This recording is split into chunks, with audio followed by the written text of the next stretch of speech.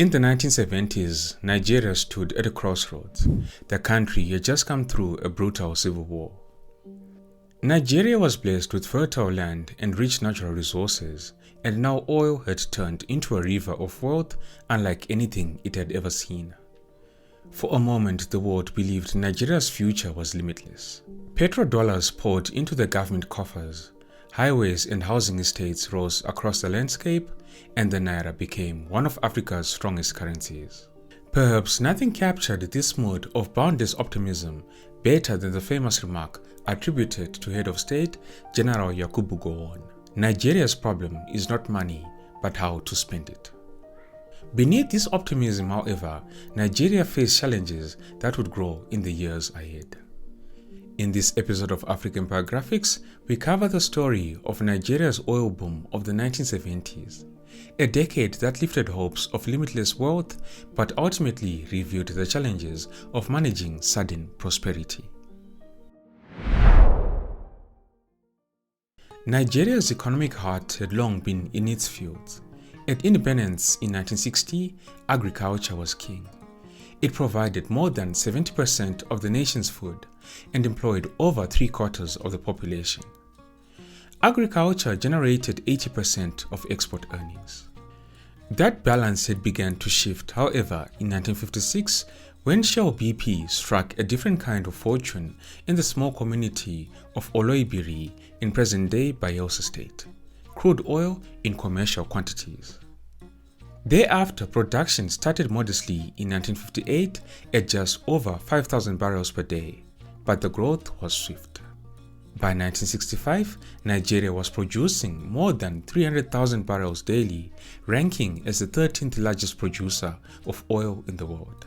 This discovery came on the eve of a turbulent decade. The Biafran War of 1967 to 1970 devastated Nigeria's economy, destroyed infrastructure, and displaced millions of people. When that conflict ended, head of state General Yakubu Gowon faced the monumental task of rebuilding a fractured nation. What Gowon could not have foreseen was that global geopolitics was about to hand Nigeria a windfall unlike anything in its history. The 1970s opened a new chapter. Nigeria had struck gold, or more accurately, black gold. In 1971, Nigeria joined the Organization of Petroleum Exporting Countries, OPEC, and also established the Nigerian National Oil Corporation. From that point, oil began its ascent as the dominant force in Nigeria's economy. But what followed would have taken even seasoned observers by surprise. In 1973, a geopolitical crisis in the Middle East transformed the global energy landscape. That October, the Yom Kippur War broke out when a coalition of Arab states launched a surprise attack on Israel. In this turbulent environment, the Arab members of OPEC, led by Saudi King Faisal, used oil as a political weapon. They imposed an embargo on nations seen as supporting Israel, particularly the United States and its allies. This move drastically cut global supply, sending oil prices soaring and unleashing economic shockwaves across the industrialized world. Within months, global oil prices skyrocketed. By March 1974, crude had risen from about $3 a barrel to nearly $12, and in some markets even higher. For Nigeria, which had only recently begun to emerge as a major producer, the timing was extraordinary. Unlike the Arab states, Nigeria did not participate in the embargo. Its high-quality, low-sulfur, bony-light crude suddenly became even more valuable and highly sought after by Western nations desperate for alternatives. This had the effect of triggering an extraordinary wave of revenue for Nigeria. In September 1973, Nigeria earned around $160 million from oil exports. By May 1974, however, just 8 months later, that figure had surged to $770 million. At the height of the oil boom, Nigeria was producing 2 million barrels of oil a day at a price of $40 per barrel. That meant $80 million flowing into the treasury every 24 hours, or more than $55,000 every minute. It was a financial tsunami. Unsurprisingly, the sudden influx of wealth created an atmosphere of unshakable optimism. As I mentioned in the intro of this video, nothing captured the spirit of the time more than the remark attributed to General Gowon, "Nigeria's problem is not money, but how to spend it." This statement was a declaration of a nation convinced that limitless prosperity had finally arrived. The sudden flood of oil money created a powerful sense of limitless wealth in Nigeria. The nation began to present itself as the first African nation on the verge of joining the developed world. In Lagos, gleaming modern buildings rose into the skyline, symbols of newfound ambition and confidence. The mood was electric, and national aspirations soared higher than ever before. Now, this boom unfolded in the immediate aftermath of the Nigerian Civil War, a conflict that had ravaged the economy and displaced millions. And so, under General Yakubu Gowon, the Nigerian government launched ambitious infrastructure and public works programs. Many of them were tied to the post-war recovery and the promise of uniting a fractured nation. Flush with a lot of petrodollars, the government also unveiled the Third National Development Plan, the most ambitious in Nigeria's history. State-owned enterprises multiplied across industries, ranging from steel and cement to aviation and even shipping. Additionally, in 1977, the Nigerian government consolidated its control over petroleum revenues by creating the Nigerian National Petroleum Corporation, or the NNPC. Seeing that the country had hit the jackpot, the oil windfall also translated into a lifestyle of abundance for many urban Nigerians. The strong naira made imports cheap, and markets were filled with cars, electronics, and luxury goods. For the growing middle class, the good life finally seemed within reach. With hindsight, however, the optimism of the mid-1970s appears more complicated. Beneath the prosperity, challenges were already beginning to take shape. And some of this would manifest in a phenomenon economists call Dutch disease. As I mentioned earlier, before oil rose to dominance, Nigeria's economy rested firmly on agriculture. It was far more than just subsistence farming. Agriculture was the backbone of Nigeria, the main source of foreign exchange and the livelihood of millions. Cocoa, groundnuts, palm oil, and cotton were the great cash crops. The famous groundnut pyramids of Kano, towering stacks of bagged peanuts awaiting export, stood as proud symbols of Nigeria's agricultural strength. However, when the oil boom arrived, that balance shifted almost overnight. What economists now call Dutch disease began to take hold. For example, the flood of petrodollars made the naira unusually strong. On the surface, this looked like progress, but for farmers, it was devastating. Nigerian exports suddenly became expensive on the global market and quickly lost their competitiveness. At the same time, cheap imported food poured in, undercutting local producers. It was a double whammy. Exports collapsed and farming at home became unprofitable. The decline was steep and swift. Between 1970 and 1982, cocoa production fell by 43%, rubber by 29%, and cotton by 65%. And groundnuts, once the pride of Kano, fell by an astonishing 64%.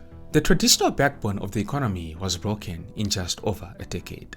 Farmers abandoned their fields and migrated to the cities in search of oil-linked jobs. Villages emptied, while once thriving export crops became relics of the past. The irony could not have been greater. A country with some of Africa's most fertile land, once capable of feeding itself, was now increasingly dependent on imports. Nigeria's leaders, boosted by oil wealth, chose not to act, and in doing so, smothered their own agricultural economy. By the close of the 1970s, agriculture had withered. Oil had become the undisputed center of economic life, and Nigeria's reliance on imports had been firmly established. As oil revenues poured into Nigeria's coffers, so too did the temptations of sudden wealth. Corruption became more entrenched, fueled by easy access to the petrodollars. It is said that public officials entrusted with the nation's resources often diverted funds meant for development into private accounts. Additionally, the grand projects launched during this era, once the symbols of national ambition, increasingly became known for inefficiency and mismanagement. Perhaps no scandal illustrates the waste of the boom years more vividly than the cement armada of 1974 to 1975. In the rush to rebuild after the Civil War, Nigeria launched massive public works programs. Domestic supplies of cement were insufficient, so the government turned to imports. Now, what began as a request for 2 million tons ballooned into contracts for nearly 20 million, far more than Nigeria could handle. The Lagos port, with a monthly capacity of 150,000 tons, was soon overwhelmed. More than 1,000 ships queued offshore, some waiting months or even a year to unload. In the meantime, Nigeria was forced to pay demurrage fees of $3,000 to $4,000 per vessel per day. These fees drained close to $240 million. Some of the cement spoiled before it could be used, and unscrupulous contractors mixed bad supplies with good ones in construction projects. Others went further. They forged paperwork for phantom ghost ships to claim millions in forced demurrage payments.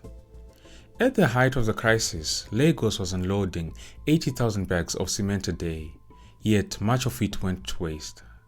Instead of fueling reconstruction, the cement scandal became a global embarrassment and a symbol of how quickly oil wealth could turn into dysfunction. By the mid-1970s, the darker side of the oil boom was becoming impossible to ignore. Corruption scandals eroded trust in General Gowon's regime, feeding a growing perception that the government was wasteful and uneven in its distribution of resources. Even the National Oil Company, established to channel petroleum wealth into development, became closely associated with patronage. At the same time, within the military, Nigeria's most dominant political force, factions often split along ethnic lines, maneuvering to seize control of what was widely called the national cake. After the fall of Yakubu Gowon in 1975, General Murtala Mohammed came to power. Charismatic and bold, Murtala quickly gained a reputation for energy and decisiveness. He dismissed thousands of civil servants accused of corruption, promised sweeping reforms, and began laying the groundwork for a return to civilian rule. Unfortunately, Murtala was assassinated in February 1976, and this cut short his program. However, it gave his deputy, General Olusegun Obasanjo, the mandate to carry it forward. Obasanjo cast himself as a reformer, determined to leave behind a legacy of stability. His administration supervised the drafting of a new constitution. The constitution was modeled in part on the American presidential system and designed to reduce the dominance of ethnic politics.